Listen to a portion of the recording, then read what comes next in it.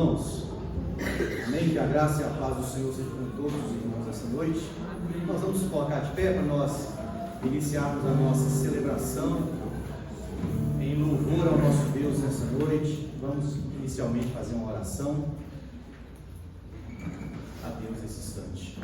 Pai querido, nós louvamos a Ti, Senhor, porque nós queremos bendizer o Teu santo e grandioso nome, pela salvação em Cristo Jesus, que a nós foi revelado nos dias, Senhor. Te louvamos pela graça e misericórdia que só encontramos em Ti, Senhor. Agora oramos para que, ó Deus, Tu venhas abençoar as nossas vidas, ó Deus, venha estar presente nessa celebração, esse culto que faremos ao Senhor nesta noite. Nós oramos, gratos da Tua bênção, em nome de Jesus. Amém? Não foi não, deixa quieto.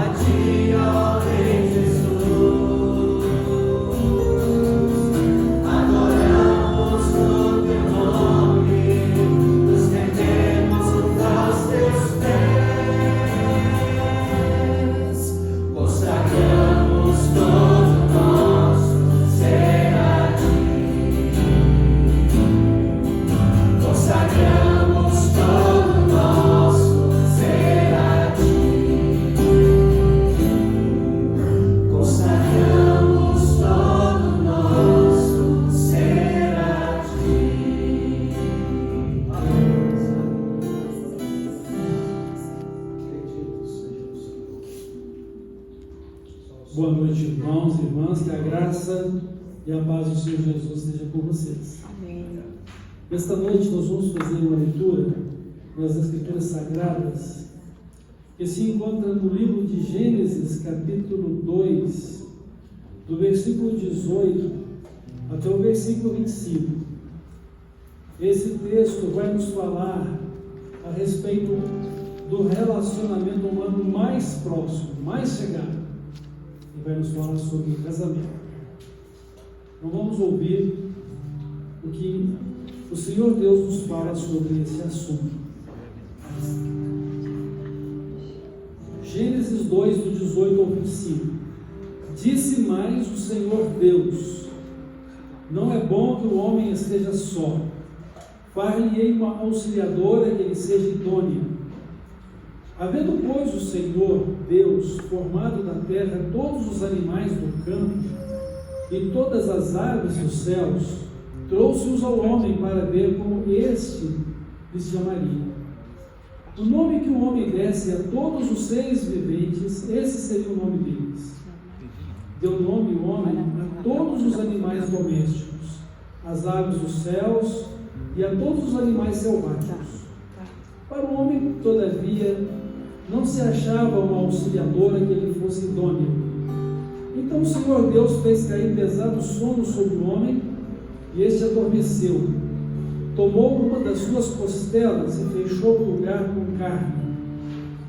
E a costela que o Senhor Deus tomara ao homem, transformou-a numa mulher, e lhe a trouxe. E disse o homem: esta agora é osso dos meus ossos, e carne da minha carne, chamar-se-á varoa, porquanto do varão foi tomada.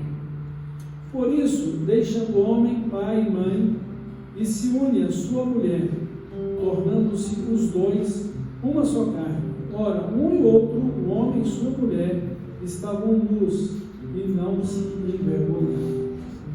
Deus abençoe a sua palavra, e nós vamos continuar entrando nas nossas canções em louvor a Ele, e no momento oportuno vamos refletir sobre a mesma.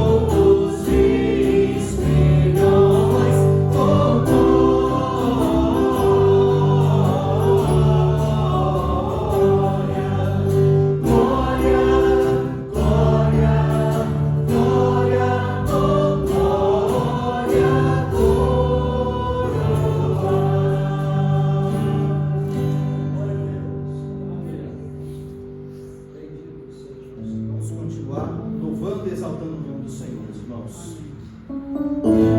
Em espírito e em verdade.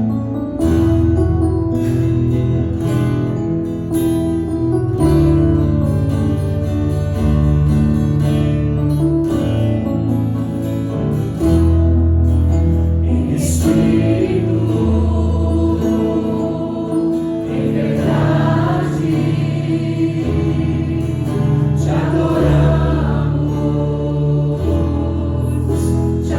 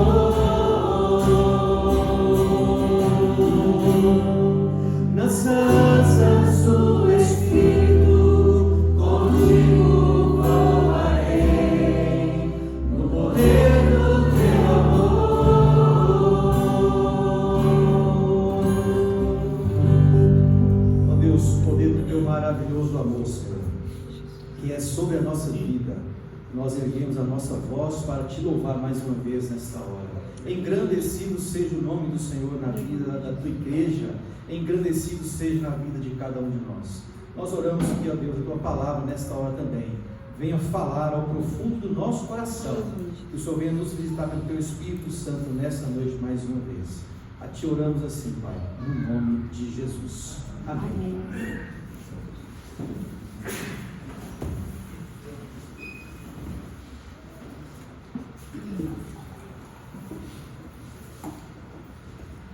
Eu convido as crianças para virem em frente.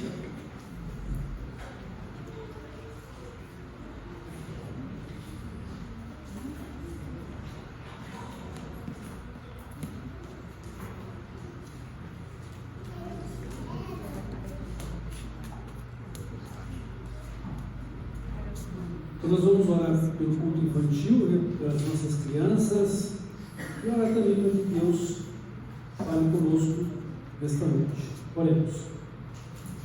Pai de amor, obrigado pela vida das nossas crianças, presente do Senhor, das nossas famílias e da igreja.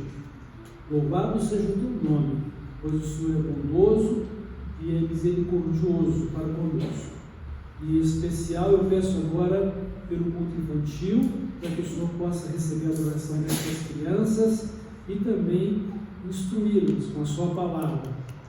Use a tua serva que vai estar ministrando a eles e com eles perante o Senhor. E que este culto infantil seja uma bênção na vida destas crianças. E essas crianças cresçam para ser uma bênção no teu reino e já são bênção na vida da tua igreja. Fala conosco também, de acordo com a palavra que foi lida nesta noite. Que o Senhor nos instrua, que o Senhor nos ilumina e que assim possamos viver conforme a tua palavra. No nome de Jesus é que oramos. Amém.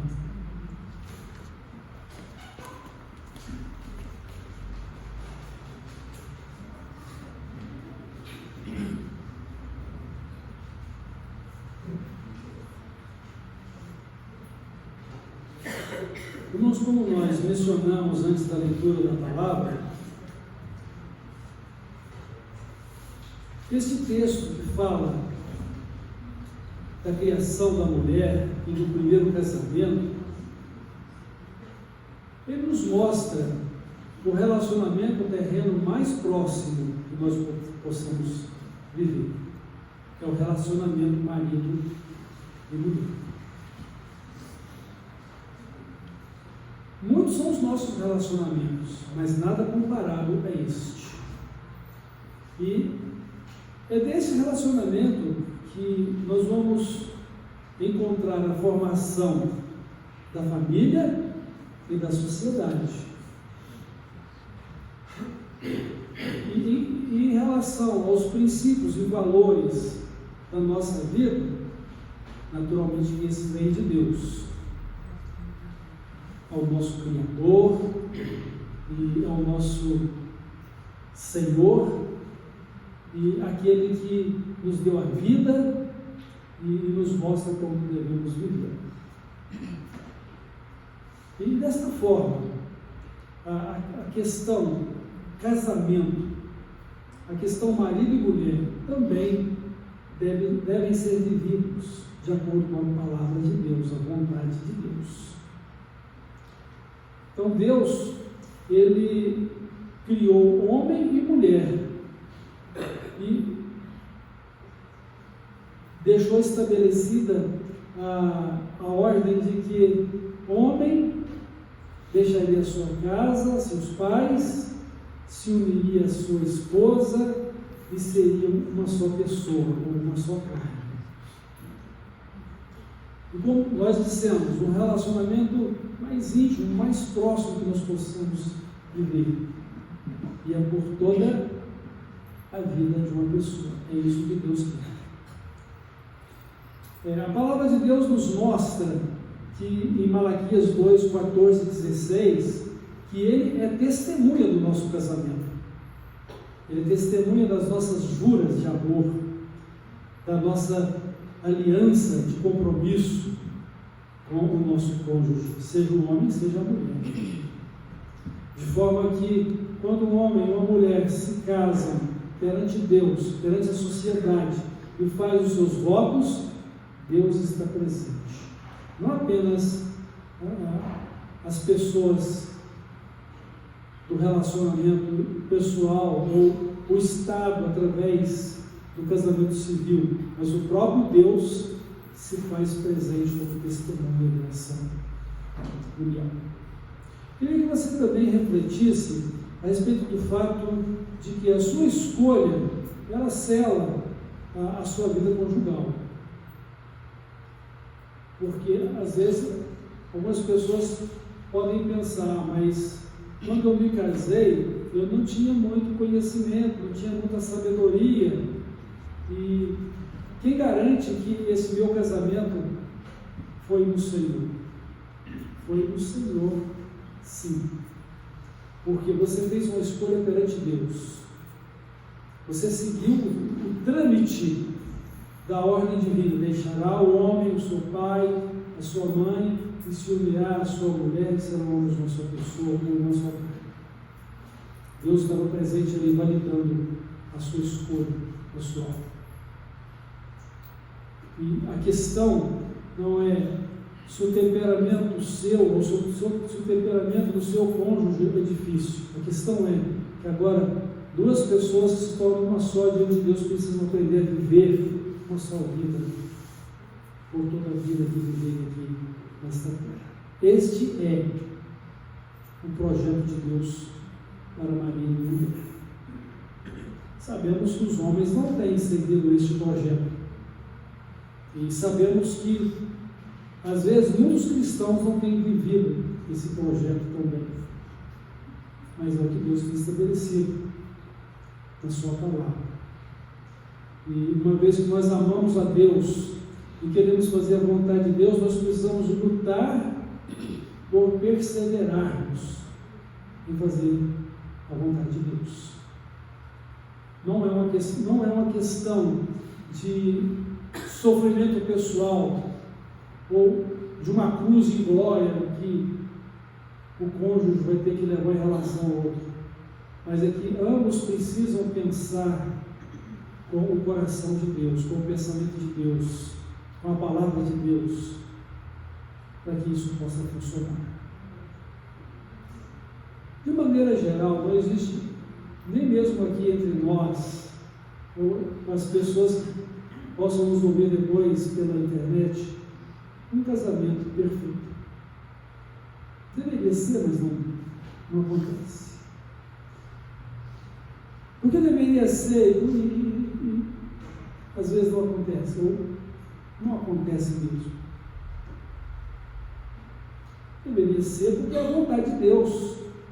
Tanto o homem quanto a mulher deveria ter a disposição em viver de acordo com as orientações de Deus. Viver de acordo com o manual de funcionamento da vida e do casamento. Viver de acordo com o manual de Deus a respeito da eternidade de cada um de nós, que é a Bíblia, as Sagradas Escrituras. E que, às vezes, por negligência ou por rejeição mesmo da palavra, nós não alcançamos o propósito de Deus, mas porque somos pecadores. E agora, pecadores que se unem para ser uma só pessoa, pecadores que se colocam diante de Deus para abençoar a vida um do outro, e que precisa aprender com Deus a viver essa vida. Então, como nós não temos um casamento perfeito, mas deveria ser, nós precisamos trabalhar nisso, trabalhá-lo, ou nos empenhar em fazer com que a vontade de Deus se realize na nossa vida, de homem e de mulher, marido e mulher, no casamento. E que haverá o amor e a entrega mútua, a mutualidade dentro do casamento. Como é que tudo aconteceu? Depois de Deus ter criado os animais, o homem, os animais, a natureza, Deus trouxe ao homem todos os animais, todas as aves, para que ele pudesse dar nomes. E tudo que o homem deu nome, este foi o nome de cada coisa. O homem não era uma pessoa qualquer, não. Ele era a imagem e semelhança de Deus. Hiper inteligente, reflexo e sombra do caráter de Deus. E tanto que os nomes e tudo que ele deu lá no princípio estão aí hoje. Como um carinho da vontade dele e da preservação do próprio Deus para a natureza.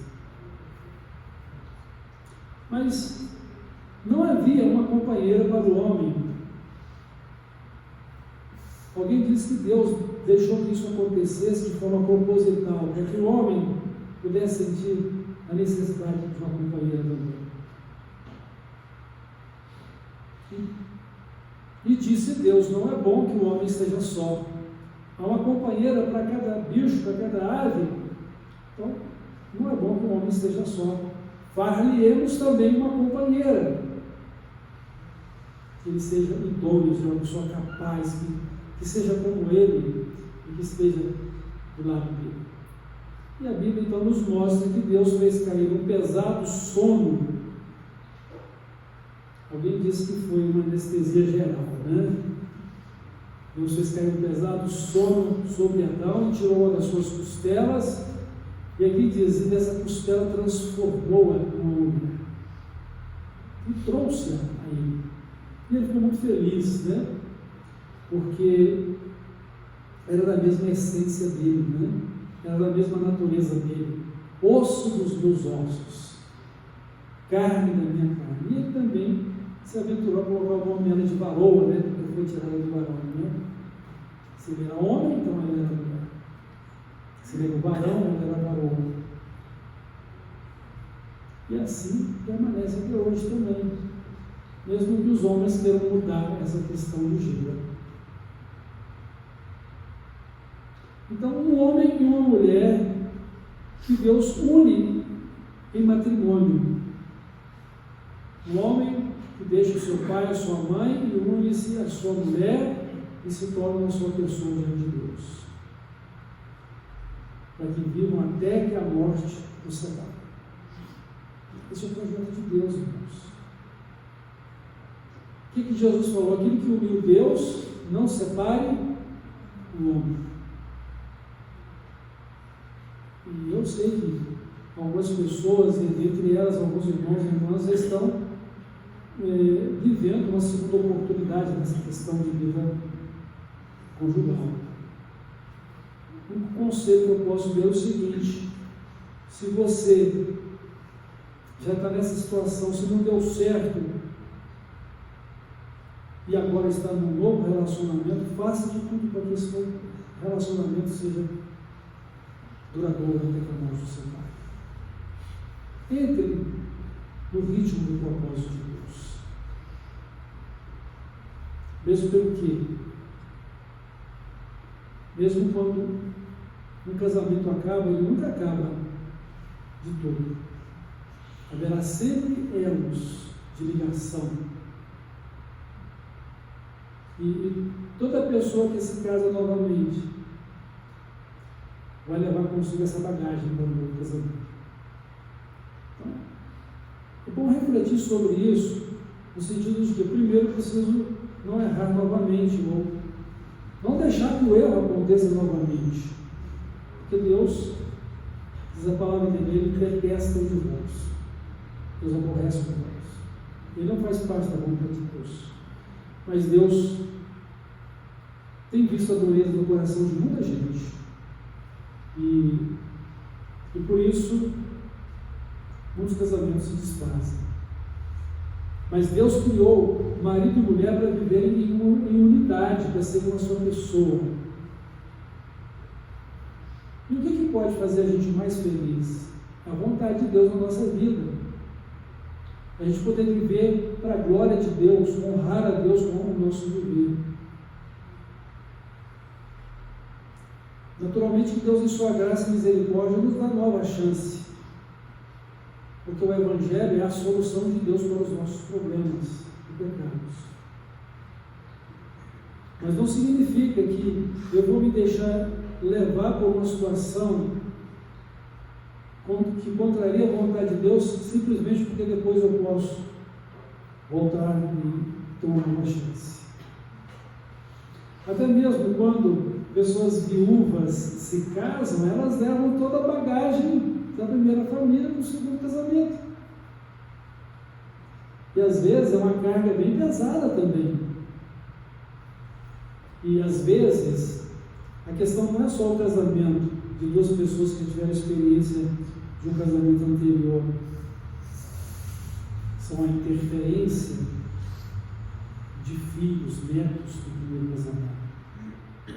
As dificuldades que se tem para poder viver essa vida única diante de Deus como uma vida. E que às vezes atrapalha, estraga o relacionamento. Mas eu queria que vocês aprendessem que no casamento nós precisamos nos desfazer do individualismo e do egoísmo humano, porque isso estraga muito o relacionamento e acaba também por impedir um casamento abençoado e abençoador.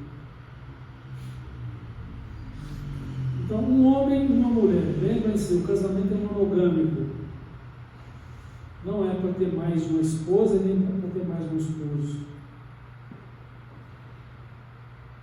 Então, um homem e uma mulher.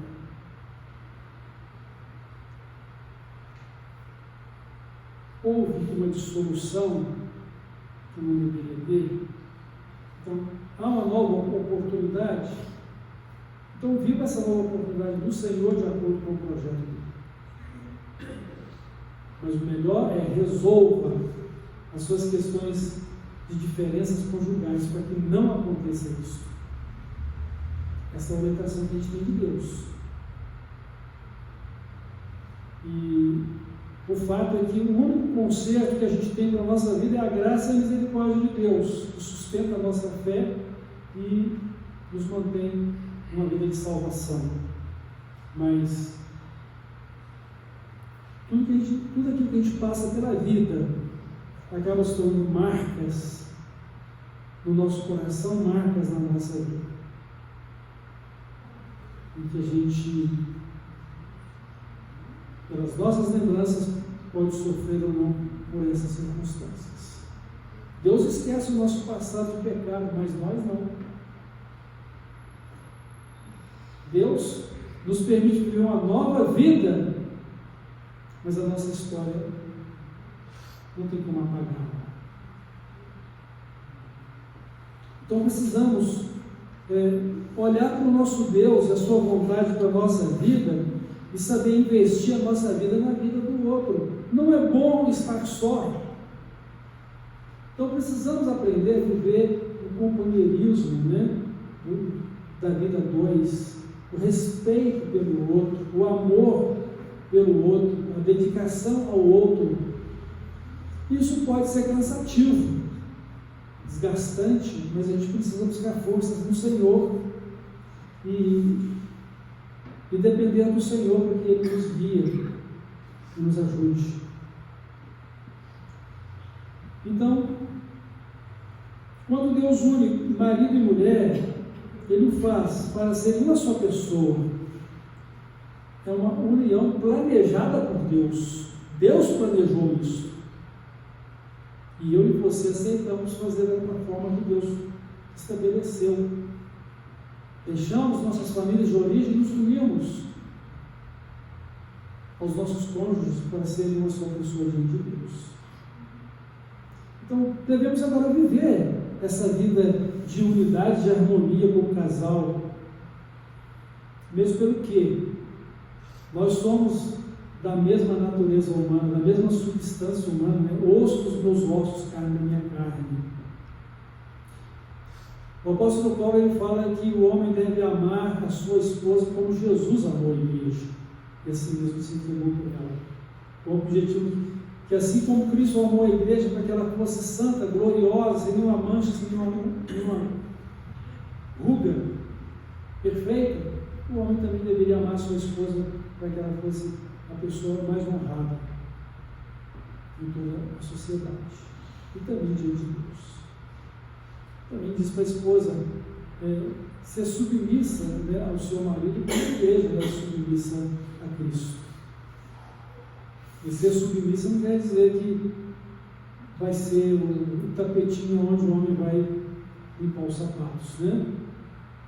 Ser submissa está relacionado ao fato de que é uma companheira capaz, talvez até mais perspicaz do que o seu marido, mas uma pessoa capaz, uma pessoa sábia, que vai dar ao seu marido um lugar de liderança como cabeça do lar e vai investir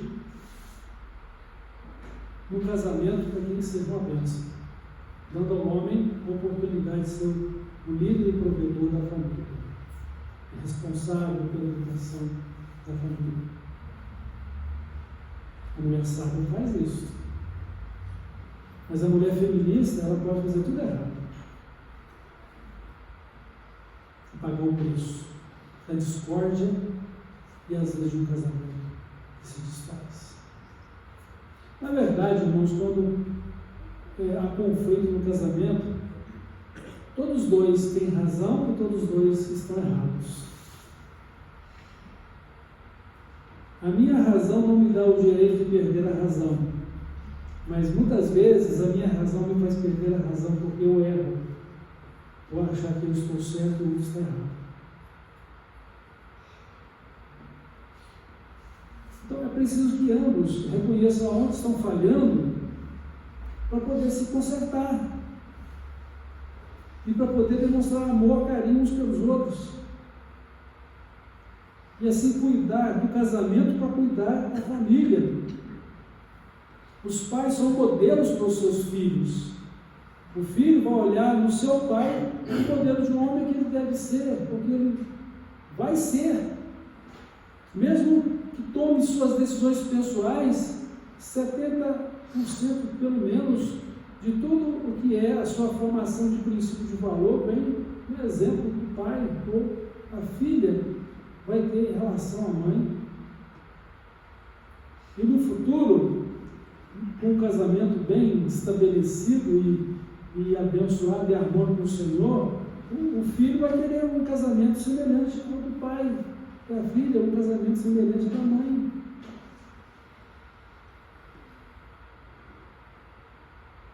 Porque são modelos. E assim vamos perpetuar para as gerações seguintes, né?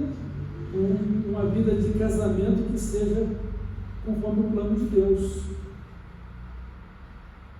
Uma só pessoa por toda a vida, até que a morte os separe. Então é uma unidade planejada por Deus. Agora, quando o marido ou a mulher resolve aborrecer o outro, vai estar trabalhando contra si próprio.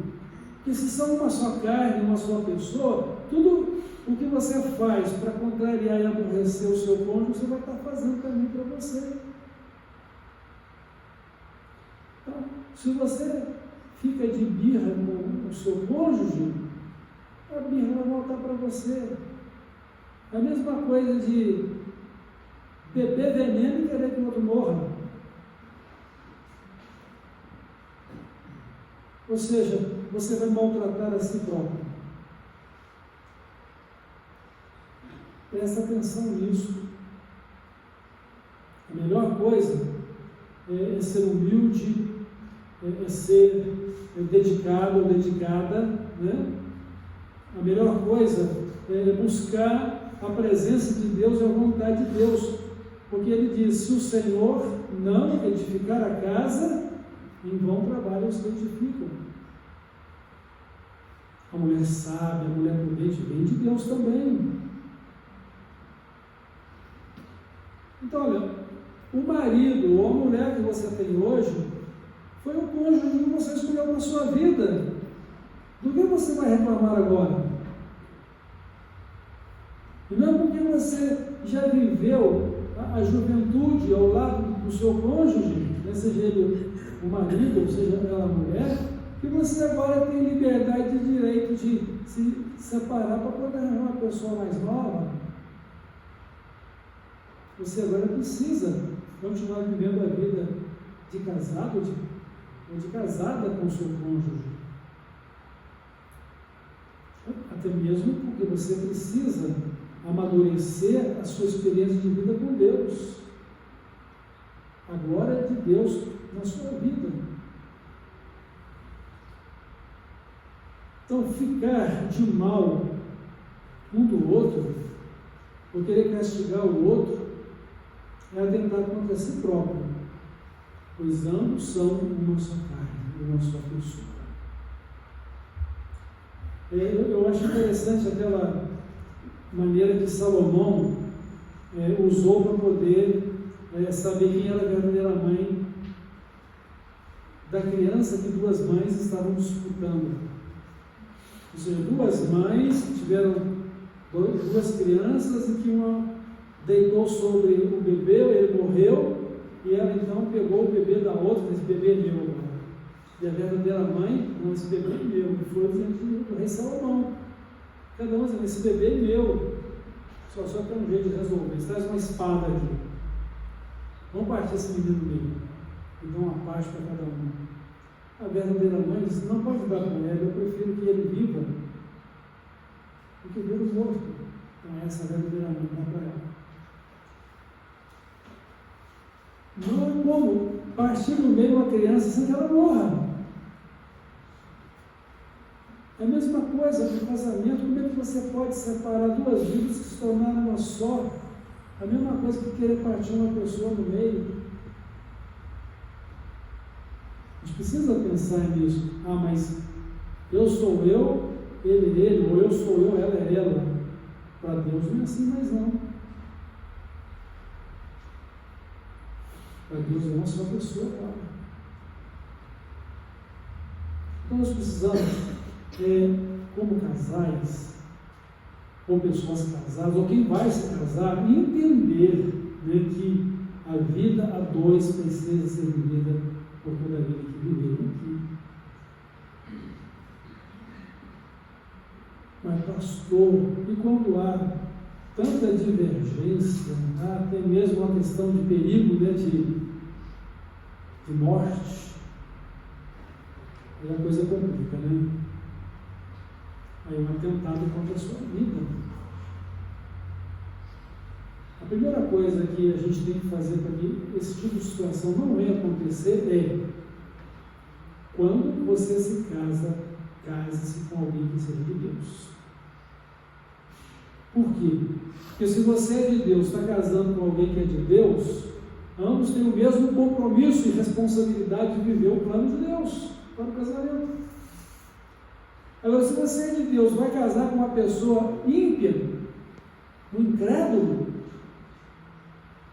você está caçando problemas para a sua vida. Por quê? Porque os princípios, os valores não serão os mesmos. Se você é de Deus, seus princípios, seus valores são os de Deus, a palavra de Deus, e o outro não tem esse compromisso. Você está sob a influência de Deus, o outro vai se colocar sob a influência de Satanás, porque o mundo jaz no maligno. E quem não crê em Cristo, a palavra de Deus diz que está do outro lado.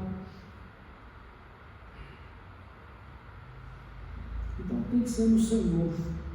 Seja estando solteiro ou solteira, ou viúvo ou viúva, que queira uma nova oportunidade, ou infelizmente divorciou, está divorciada, procurar no Senhor agora, para poder acertar e funcionar, dar certo. Senão você vai ter uma segunda experiência ruim, que vai terminar do mesmo jeito da primeira. Porque tudo que começa errado termina errado. Começa mal, termina mal.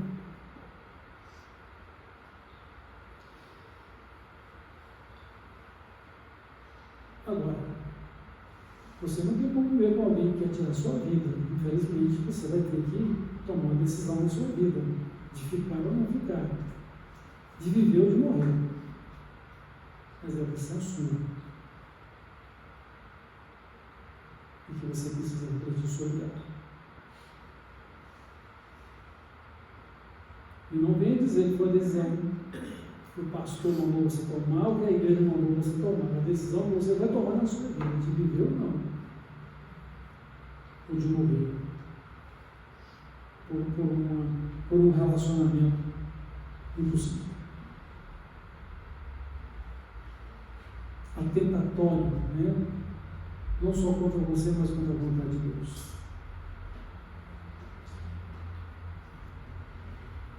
Então, meus irmãos, eu quero destacar apenas mais uma coisa aqui, que é essa questão, né, da aliança que Deus nos vê fazer. Então, o meu casamento não é uma aliança com o meu cônjuge somente. O meu casamento é uma aliança com Deus. Muitas vezes, no casamento, eu declaro, até que a morte nos separe. Então, tem que ser até que a morte nos separe. Pastor, eu vou ficar obrigado a viver um casamento que não estou feliz. Por que você não pode ser feliz nesse casamento? Como é que você pode ser feliz no casamento? Você casou para ser feliz ou casou para poder fazer o outro feliz? A sua felicidade é a felicidade do outro. Porque se o seu propósito é a sua felicidade pessoal, então é um casamento egoísta também. Eu estou querendo dizer que você não pode ser feliz. Ser feliz não é errado. Você deve ser feliz. Mas se você quer ser feliz através de um casamento, ignorando a necessidade que duas pessoas precisam se ajustar uma à outra para ser uma só pessoa diante de Deus, você vai estar embarcando uma canoa furada. Porque o casamento precisa de ser vivido a dois. Eu queria dizer a dois, mas tem que ser vivido a três, né? É você, seu cônjuge e Deus. Ou Deus, você e seu cônjuge. Essa é a ordem melhor das coisas. Vai dar trabalho. Você tem toda uma cultura se unindo com uma outra pessoa de uma cultura totalmente diferente da sua. Uma visão totalmente diferente um do outro do que é família. E vai ter que ajustar-se um ao outro, harmonizar-se. E para isso, muita coisa vai ter que ser deixada de lado. Vai ter que desfazer de algumas bagagens que você está põe. Se casou, você não vai mais poder viver como solteiro ou como solteira. Vai ter que viver como casado ou como casada. E vai ter que cuidar do seu marido e você vai ter que cuidar da sua mulher. Ambos vão ter que servir um ao outro. Ambos vão ter que olhar para a mesma direção. Mesmo propósito. Até que a morte os separe. Porque senão, os problemas vão separá-los. As lutas familiares vão separá-los. As decepções vão separá-los. E não foi para isso que você casou. Para separar. É para viver uma vida de amor, de alegria, de harmonia, de respeito, de fidelidade. Quanto mais perto de Deus, mais perto do outro. Quanto mais vocês amarem a Deus como casal, mais vocês vão se amarem mutuamente. Não há como ser feliz num casamento onde você não cultiva a comunhão e a adoração a Deus. Porque você queira viver com Deus longe também da igreja dele. Prestemos atenção nisso. E confiemos no nosso Deus de forma que Ele preparou para nós um casamento que é para o nosso bem. Que não nos sintamos solitários, infelizes, mas que tenhamos a companhia um do outro, sejamos felizes um com o outro, façamos a vontade de Deus,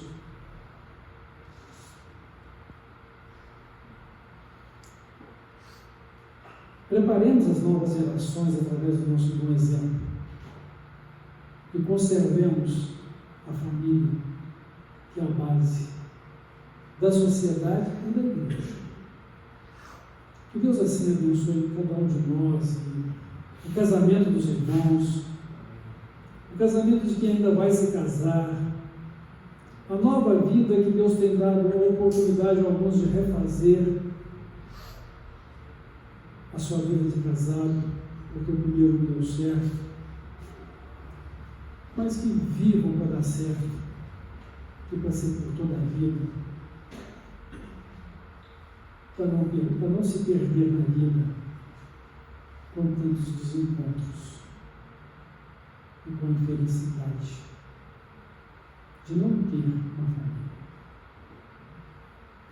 Que Deus abençoe a igreja, abençoe os casais, os casamentos e as famílias. Amém? Então vamos lá. Nosso Deus e Pai, nós te agradecemos por todo o seu amor e todo o seu cuidado para conosco.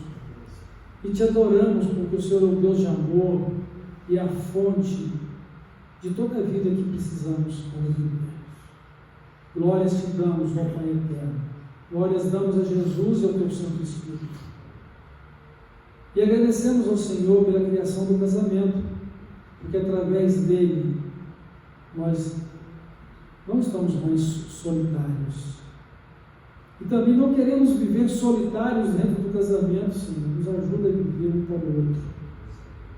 E a sermos um casal aprovado diante do Senhor, que honra e glorifica o teu nome, e que respeita um ao outro, que é fiel um ao outro, e que vive para que o outro também seja feliz. Vive para que o outro seja feliz. Abençoa, Pai, cada casal aqui, cada família. Abençoa os jovens que ainda vão se casar. Prepara para eles também pessoas do Senhor, para que formem lares cristãos, lares no Senhor, e a disposição de viver um para o outro, como um casamento que se aperfeiçoa dia a dia. Pai eterno, entrego a Ti estas necessidades e que a sua misericórdia e a sua graça sejam sobre nós. No nome de Jesus. Amém.